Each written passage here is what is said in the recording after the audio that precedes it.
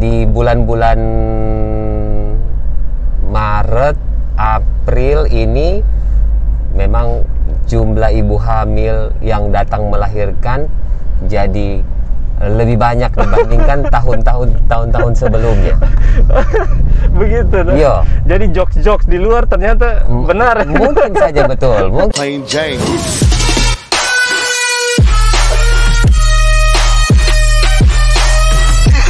Beta mau tanya, selama pandemi ini kan kita disuruh di rumah nih dok. Jadi tahu saya kalau ketemu yang berkeluarga nih dok. Betul. Apakah angka kehamilan meningkat dok selama pandemi? Karena ini pasti setahun setelah pandemi ini pasti dia punya Ya. apa sih? Betul. Iya dok. Gimana dok? Kalau kebetulan beta kalau di Leona itu kan suka catat pasien-pasien. Nah, iya dok. Di bulan-bulan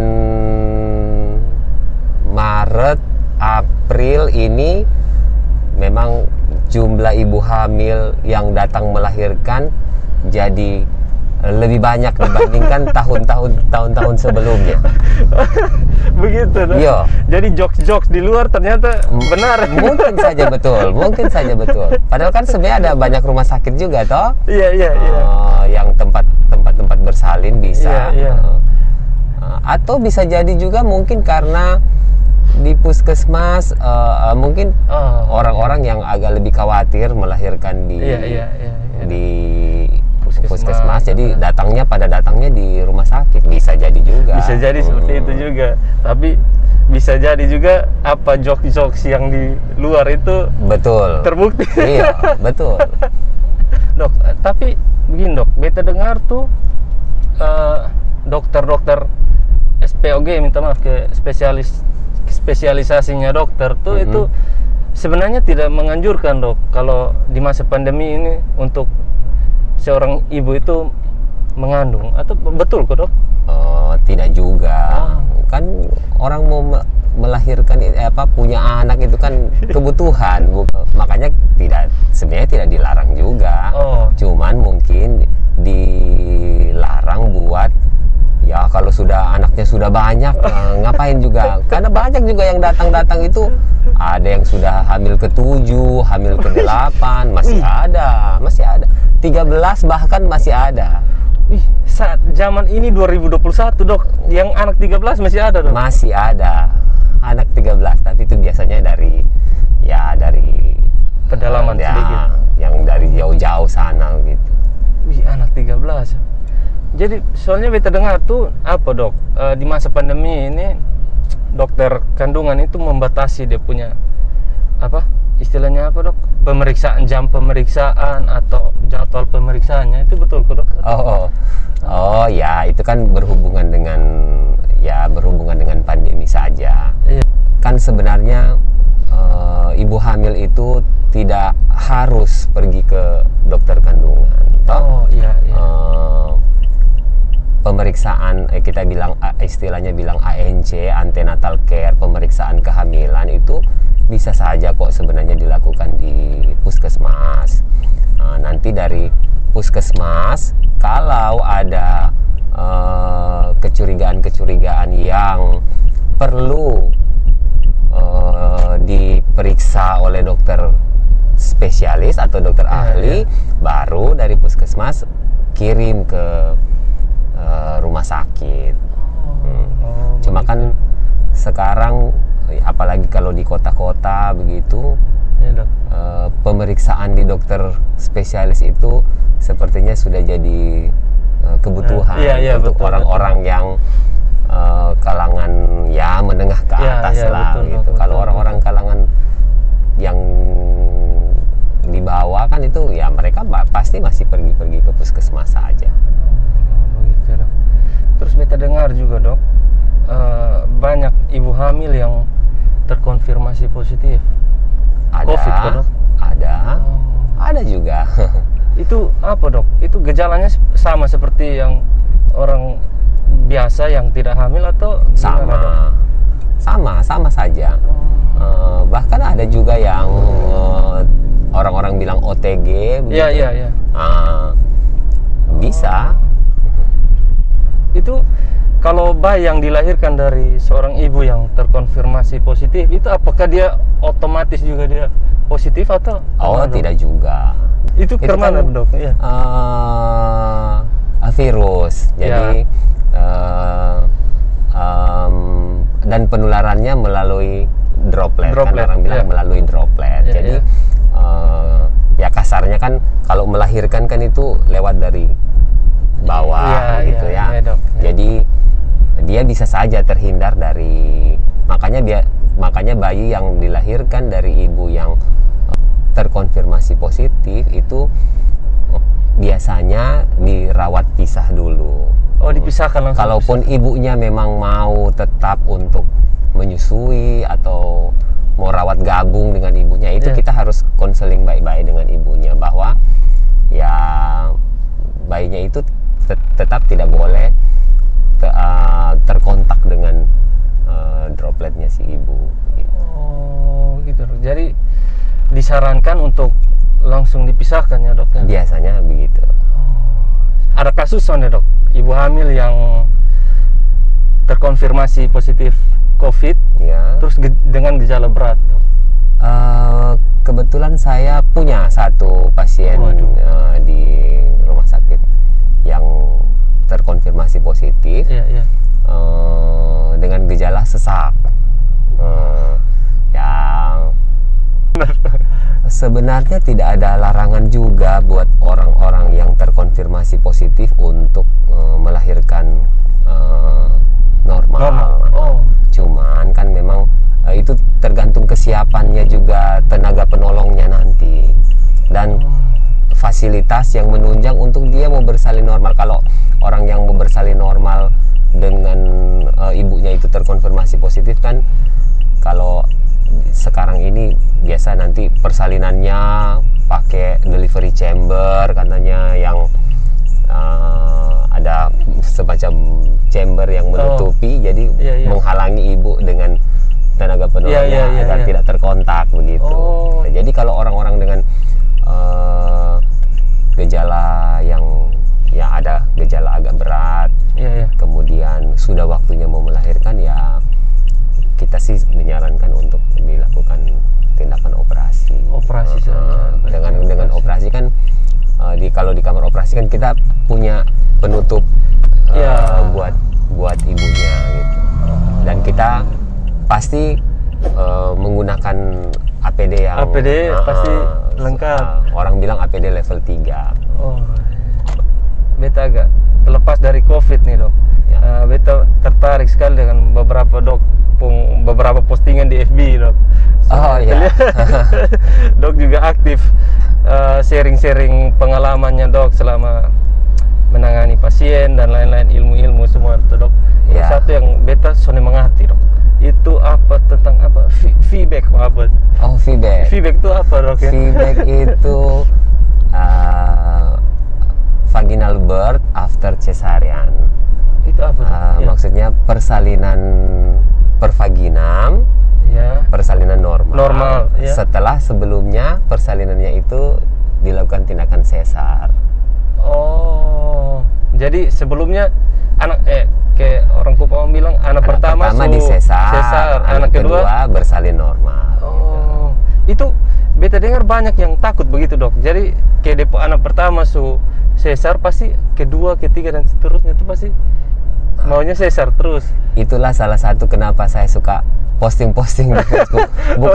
Bukannya mau memposting kehebatan, tapi mau mengedukasi juga kepada ibu-ibu hamil yang sebelumnya dilakukan tindakan sesar.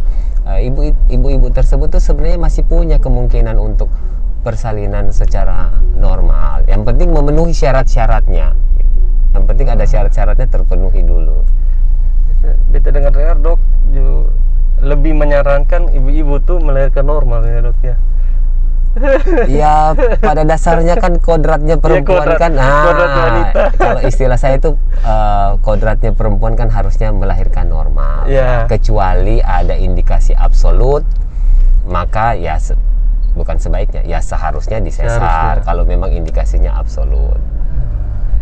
Selain itu juga dokter pernah posting tentang apa?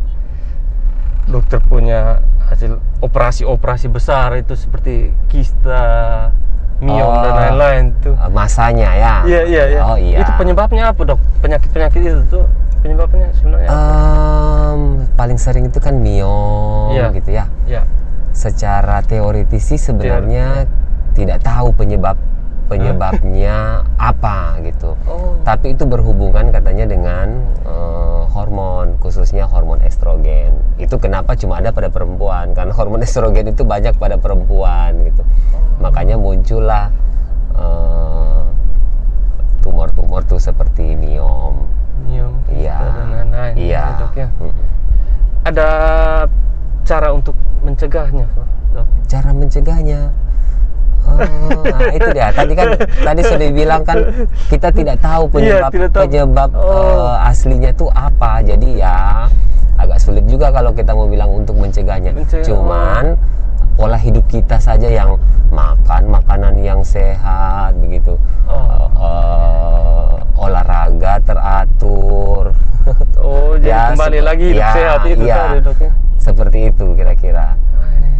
Terus itu jalan keluarnya itu ada obatnya, maksudnya ada obatnya atau harus operasi, Dok? Yang satu-satunya. Miom itu tergantung ukurannya dan tergantung komplikasi yang sudah ditimbulkan. Jadi kalau ukuran miomnya kecil dan komplikasi yang ditimbulkan itu belum terlalu signifikan, ya biasanya kita sih konservatif saja. Jadi istilahnya kita biarkan saja begitu.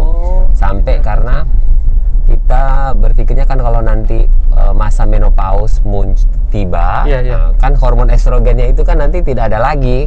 Nah, dengan begitu dia akan ya tetap seperti itu atau akan mungkin berkurang ukurannya.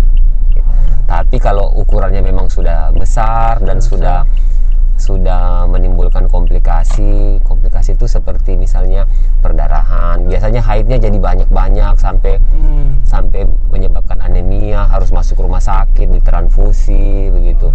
Atau komplikasi yang lain menimbulkan rasa nyeri yang sering-sering muncul, ya sebaiknya itu dioperasi. Karena tadi tidak ada obatnya ya operasi, harus diangkat gitu. Kalau setelah diangkat itu masih bisa hamil lagi, Dok? Tergantung tindakannya. Kalau tindakannya itu pengangkatan miomnya itu sudah sekaligus dengan kandungannya diangkat, ya kandungan sudah diangkat, jadi seson bisa mau hamil lagi. Tapi kadang-kadang ada tujuan pengangkatan miom itu untuk memberi kesempatan pada ibu itu untuk supaya bisa hamil gitu. Kan ada orang-orang yang infertil, yang susah hamil karena ada miom. Jadi miomnya itu harus diangkat. Diangkat dulu baru diupayakan orang bilang promil lah, di program hamil. Apa, Dok? Beta pernah lihat satu postingan, Dok. Seorang dokter kandungan tuh dia urut-urut ini ibu hamil perut tuh, karena bilangnya apa? Letak lintang. Iya, letak lintangnya apa? Itu boleh kok, Dok? Kenapa apa, Dok? Gitu? Istilahnya itu versi luar. Versi luar. Kalau kita istilah kedokteran itu versi luar. Versi luar itu di dalam teori juga ada memang. Tapi di obstetrik modern sekarang versi luar itu sudah ditinggalkan, bukan tidak dilakukan lagi, maksudnya sudah tidak kita lakukan karena komplikasinya bisa saja terjadi istilah kita bilang solusio plasentanya bisa terlepas. Jadi bisa menyebabkan bayinya meninggal gitu. Jadi bahaya juga berarti. Iya. Tapi sebenarnya itu ada dalam teori sih ada. Dan kalau kehamilannya itu biasanya dilakukan pada, sekarang ini pun masih bisa dilakukan, tapi pada beberapa kasus saja, seperti misalnya bayi kembar yang bayinya pertama sudah lahir, tapi bayi keduanya itu letak melintang. Karena dia letak lintang, itu masih bisa di versi luar. Ya.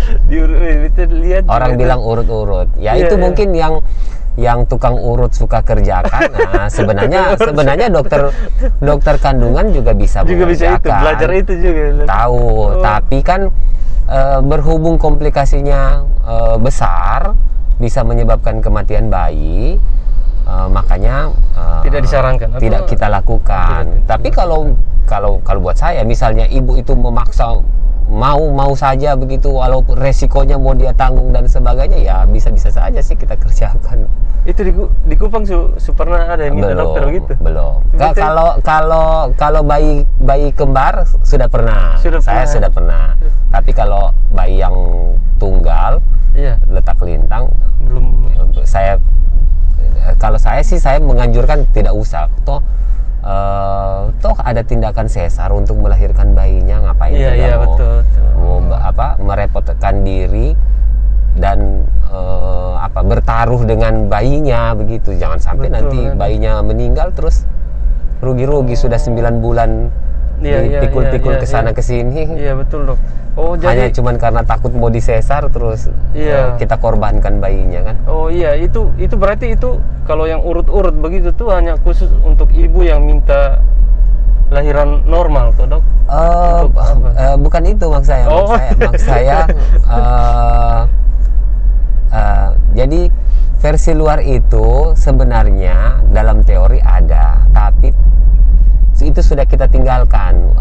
Dalam obstetrik modern sekarang sudah kita tinggalkan karena komplikasinya besar gitu. Masih bisa kita kerjakan pada kasus-kasus tertentu. Tadi saya bilang seperti misalnya bayi kembar yang bayinya pertama sudah lahir, bayi keduanya letak melintang. Itu masih bisa kita kerjakan. Atau ibu-ibu yang hamil anak ke 5 atau ke 6, sudah pokoknya istilah kita bilang grande multi.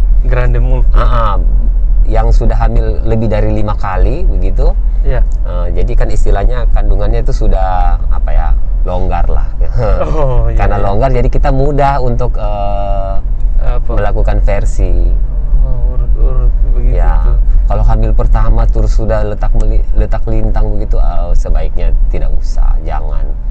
Resikonya besar buat bayinya. Buat ibu juga ada resikonya. Kalau betul terjadi solusi, nanti bisa terjadi perdarahan gitu. Iya. Terus ada satu lah, Dok. Yang bayinya diangkat-angkat begini sama di dokter tuh, yang pegang dari kaki, gendong dari kaki. Dokter pernah nonton? Pernah. Itu apa, Dok? Itu kan istilahnya kan harusnya dokter anak ya, itu sebenarnya. Itu, Dok. Bisa saja dilakukan yang seperti itu untuk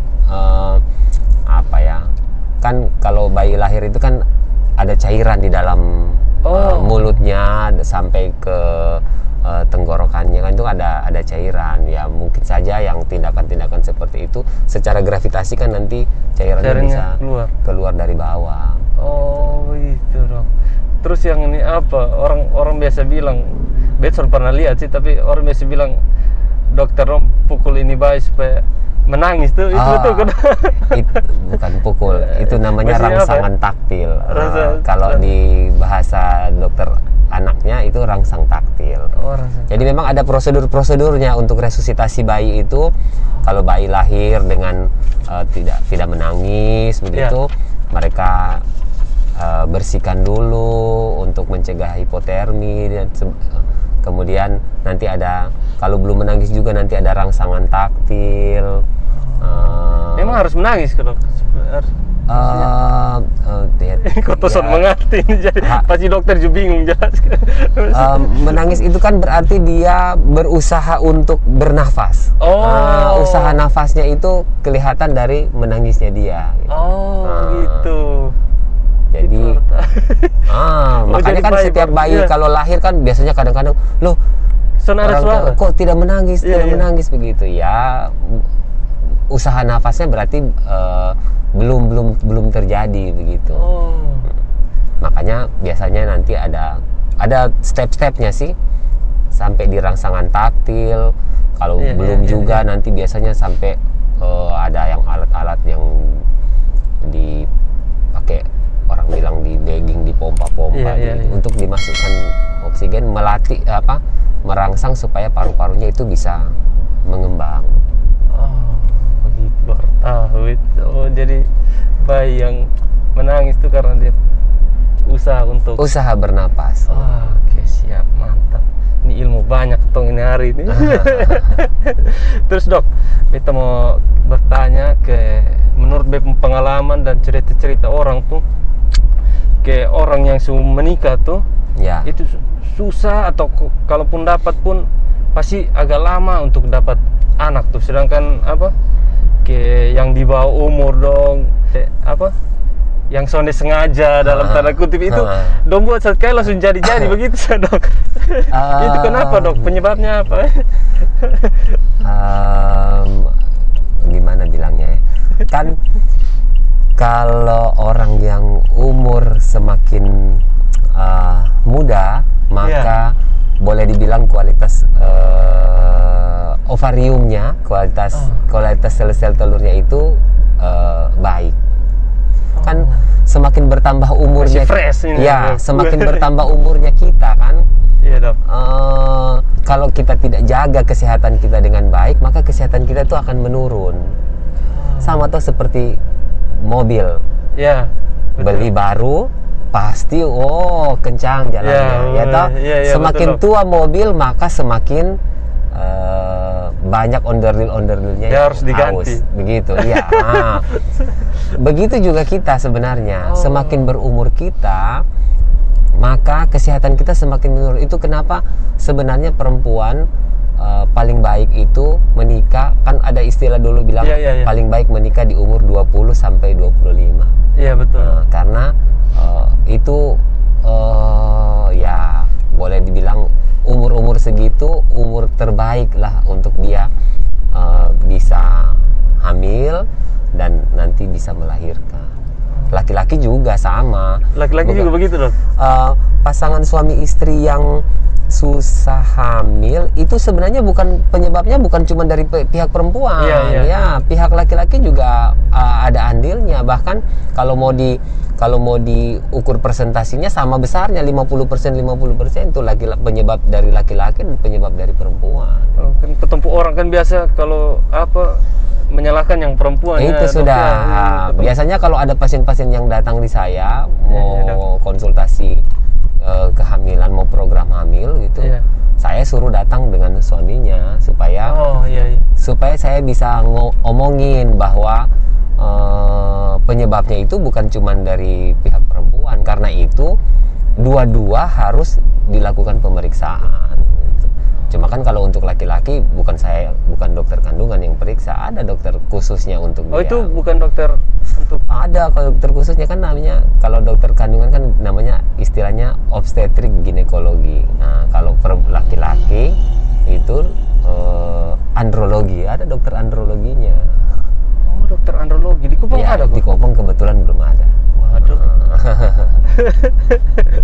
Itu dok, ada terapi untuk atau pengobatannya? Tergantung penyebabnya kan apa. Dicek dulu. Karena itu kan mesti dicek dulu. Misalnya kalau perempuan kan itu dokter kandungan yang cek. Tapi kalau laki-laki biasanya kalau kayak kita di tempat sini tidak ada dokter androloginya, yang tes awal sih biasa kita suruh lakukan pemeriksaan analisa sperma. Nah, nanti dari analisa sperma kan bisa ketahuan, spermanya kualitasnya bagus begitu. Kualitasnya ini kurang begitu baik, maka perlu dicari penyebabnya apa. Itu yang mau cari penyebabnya sebenarnya nanti dari dokter andrologi itu. Gitu. Ya bantu sih bisa. Seperti kalau kita di Kupang kan kebetulan belum ada dokter andrologi, mungkin kita bisa. Pasti ilmunya dokter pasti sedikit banyak sudah tahu lah ilmunya dok ya. sedikit adalah, jadi kita bisa bantu untuk maksudnya mencari alternatif jalan bagaimana supaya bisa memperbaiki kualitas spermanya. Terus kalau inseminasi buatan dok di Kupang ada? Bisa bisa ya, itu kan tergantung fasilitasnya juga. Itu di Kupang di mana dok kalau itu? Di Kupang ada di apa namanya ya, itu klinik apa ya itu yang di dekat rumah sakit Yohanes, saya lupa namanya. Ada dokter Andre di situ. Ada dokter Andre namanya di situ. Kayaknya di rumah sakit Yohanes juga mungkin bisa kali ya. Ada dokter Agus di situ yang kebetulan spesialisasinya memang di situ, subspesialisnya. Terus dok, kembali lagi ke tadi tuh, ke kasus yang hamil di luar nikah atau hamil pada remaja itu. Itu ada pengaruhnya ke sana dok? Atau bahayanya apa dok? Kan kalau orang yang perempuan yang hamil di bawah 20 tahun kan itu mereka termasuk orang-orang yang hamil beresiko. Karena secara organnya kan dia itu belum matang lah kira-kira begitu. Jadi sebenarnya ada banyak resikonya sih. Kan biasanya kalau orang hamil di luar nikah sering-sering ditutupi, tidak mau kasih tunjuk toh, akhirnya pakailah korset akhirnya pertumbuhan, jadi resikonya tuh bisa pertumbuhan janinnya terhambat, angka aborsinya jadi tinggi. Karena pasti ada niatnya untuk mau aborsi begitu. Karena secara mental juga nanti dia pasti juga mentalnya itu akan jadi down karena tahu hamil, nanti orang banyak tahu bagaimana ya kira-kira begitu, keluarganya bagaimana begitu, bagaimana juga penerimaan keluarganya dengan dia nantinya. Banyak faktornya yang mungkin ada satu hal yang kebetulan mau di ini biar bisa dilihat orang banyak juga, bahwa semua daerah pasti ada orang yang hamil di luar nikah gitu ya. Tapi yang bikin saya kaget datang di Kupang sini, di NTT.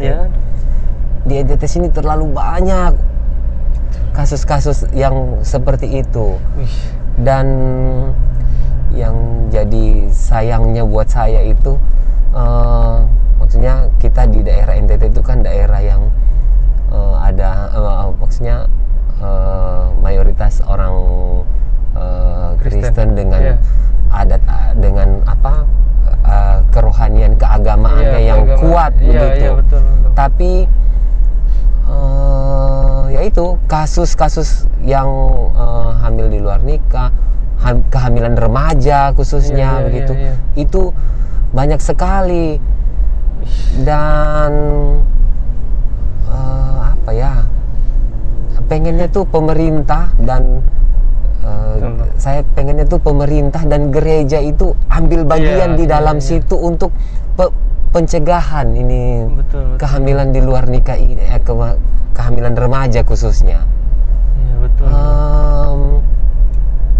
Dulu saya pernah satu kali ketemu dengan seorang pendeta, dan dia bertanya Dok, ada kira-kira yang mau dokter sampaikan?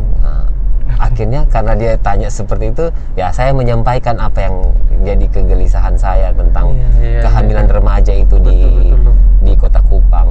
Sampai usulnya apa dok? Dia bilang begitu. Usulnya saya mengusulkan, kan gereja itu punya istilah katekisasi di remaja-remaja itu. Mungkin bisa disisipkan, dimasukkan materi-materi tentang kehamilan remaja dari sisi kesehatannya, bukan cuma dari sisi kerohaniannya gitu.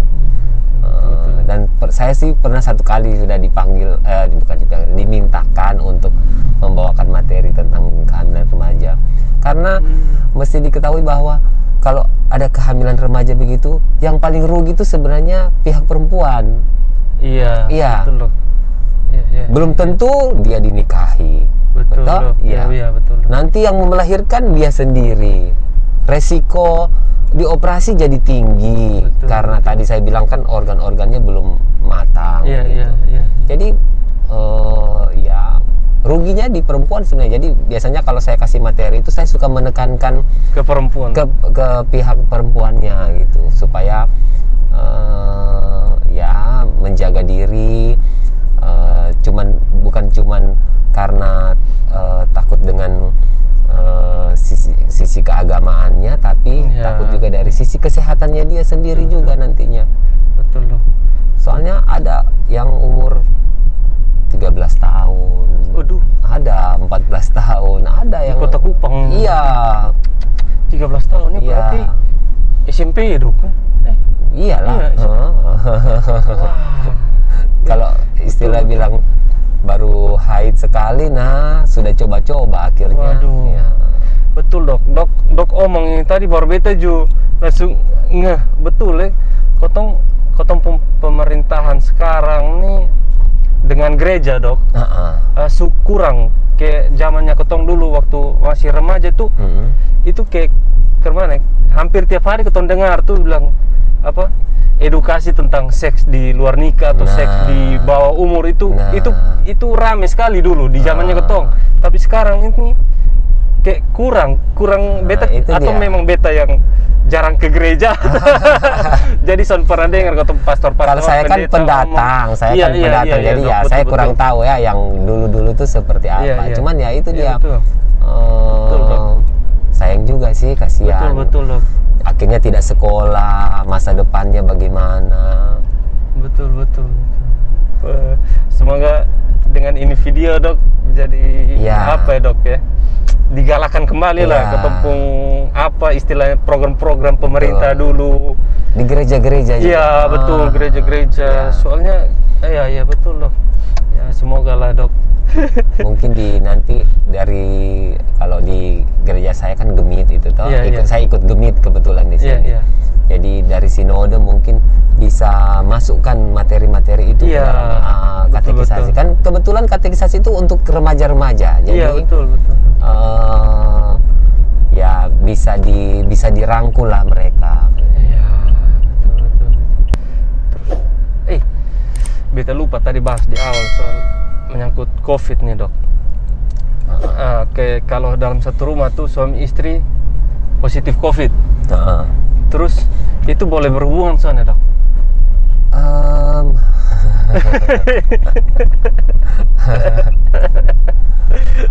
Itu untuk menaikkan imun tubuh, betul, Dok? Ya. Kan kalau orang yang ada terkonfirmasi positif kan sudah dianjurkan untuk isolasi. Kalau tidak bergejala atau cuma gejala ringan ya isolasi mandiri di rumah. Tapi kalau gejalanya sedang sampai berat ya sebaiknya isolasinya di rumah sakit karena ada obat-obatan yang harus didapat. Jadi kalau pertanyaannya apakah orang yang sudah terkonfirmasi positif boleh berhubungan, ya sebaiknya jangan dulu. Tidak usah. Nanti kan itu kan ada waktunya juga kan, positifnya juga enggak cuma berapa minggu. Iya, enggak lama-lama amat juga. Tahan dulu itu. Lagian juga saya pikir kalau dia sedang terkonfirmasi positif pasti sedang stres juga, sedang tidak terpikir untuk mau berhubungan barangkali seperti itu. Siapa tahu dia mau meningkatkan imun tubuh. Jadi cari imun tubuh yang lain. Nanti malah bolak-balik dia punya virus penularan. Iya. Aduh, oke dok. Aduh, beta sita waktu terlalu banyak nih dok. Aman. Terima kasih banyak buat kesediaannya sama-sama. dok. Semoga ini kayak yang tadi dokter bilang apa, edukasi untuk kehamilan remaja ya. Lebih diperhatikan oleh pemerintah dan gereja lah. Kayak dulu lah itu, waktu keton dulu tuh hampir tiap hari keton dengar ini edukasi dari pemerintah suruh apa? Ya, stop seks bebas atau apa tuh, dilarang seks bebas. Tapi sekarang nih berkurang. Ya, semoga ke depan lebih diperhatikan ya dok ya. Sayang juga kan kalau seandainya misalnya ada kehamilan remaja, taruhlah mereka pada akhirnya menikah, kemudian nanti anaknya sudah besar dan bingung sendiri kan juga kita mau mengedukasi anak kita, sementara kita sendiri juga hamilnya di luar nikah misalnya, betul. Dan kalaupun kejadian misalnya mau marah pun, mau marah anaknya, jadi bingung juga nanti nanti anaknya bilang begini, mama dan bapak juga dulu begitu mau omong kita begitu. Kan? Betul dok. Jadi maksudnya sebaiknya diputus dari sekarang begitu, supaya nanti tidak turun temurun itu kejadiannya akan begitu terus, karena ya dari sekarang sudah begini, nanti anak kita juga mau larang jadi bingung, mau larang karena ya kita sendiri juga potong juga begitu. Ya, betul sekali dok. Baik dok, terima kasih banyak waktunya dok. Makasih. Semoga kalau ada teman-teman yang mau bertanya seputaran kandungan dan lainnya dok, silakan komen saja di bawah biar nanti beta bisa kontak Pak Dokter Jansen untuk potong pasiar otot lah. Jangan kapok ya dok. Terima kasih banyak.